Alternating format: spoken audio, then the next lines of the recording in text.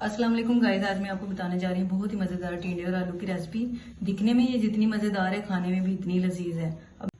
जी guys, मैंने ये सब्जी वॉश करके रख ली। अब इसको मैं कट करने लगी हूँ।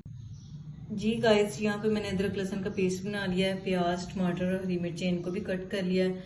और यहाँ पे टिंडे जो है इस तरीके से आपने जो है कट करने हैं, और आलू जो है इस तरीके से आपने कट करने हैं।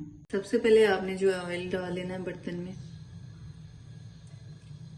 उसके बाद हमें जो इसमें अदरक लहसुन का पेस्ट जो बनाया हुआ था वो ऐड करना है।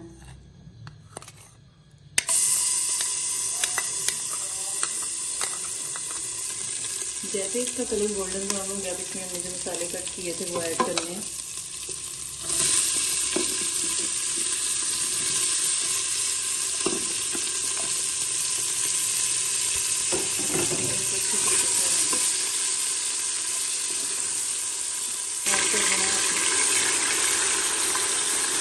यहाँ पे मैंने लिया इस पे जायका नमक, हल्दी और रेड मिर्च। अब इसको मैं डालूंगी मसाले। इसको ऐड करने के बाद आपने इसको 2-3 मिनट के लिए डालना।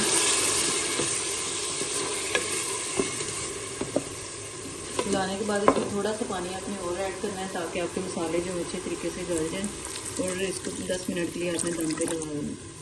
जी गाइस, मसाले को हमने अच्छे तरीके से भून लिया। अब हम इसमें जो है अपनी सब्जी ऐड करेंगे। आलू भी हमने साथ ही ऐड कर देने, और इसको मजीद 2 से 3 मिनट के लिए अच्छे तरीके से हमने जो है भून लेना। 2-3 मिनट इसकी बुनाई करने के बाद हमने इसको जो है ना दम लगाना, पहले इसकी अच्छे तरीके से बुनाई करनी। जी, सब्जी की अच्छे तरीके से हमने बुनाई कर ली। आप देख सकते हैं माशाल्लाह से कितना खूबसूरत इसका कलर आ गया। अब हमने इसमें हल्का सा पानी ऐड करना है, बिल्कुल थोड़ा सा पानी ज़्यादा ऐड नहीं करना, और इसको हमने दम लगा देना।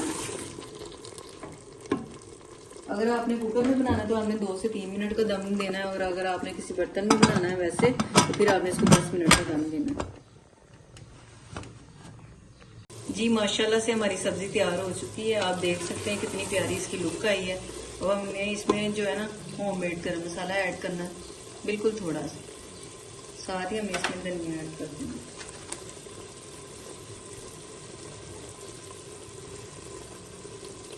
माशाल्लाह बहुत ही मज़ेदार हमारी आलू और टिंडे की सब्जी रेडी हो चुकी है।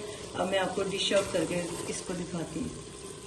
अब मैं आपको इसको ट्राई करके बताऊंगी कि ये कैसी बनी है। माशाल्लाह से बहुत ही लजीज किस्म की ये सब्जी है। आप भी इसको एक बार ज़रूर ट्राई कीजिएगा, और मुझे अपना रिव्यू ज़रूर दीजिएगा कि आपको ये सब्जी कैसी लगी है। अगर आपको ये रेसिपी अच्छी लगी तो मुझे कमेंट में ज़रूर बताना, और मुझे दुआओं में याद रखिएगा। अल्लाह हाफिज़।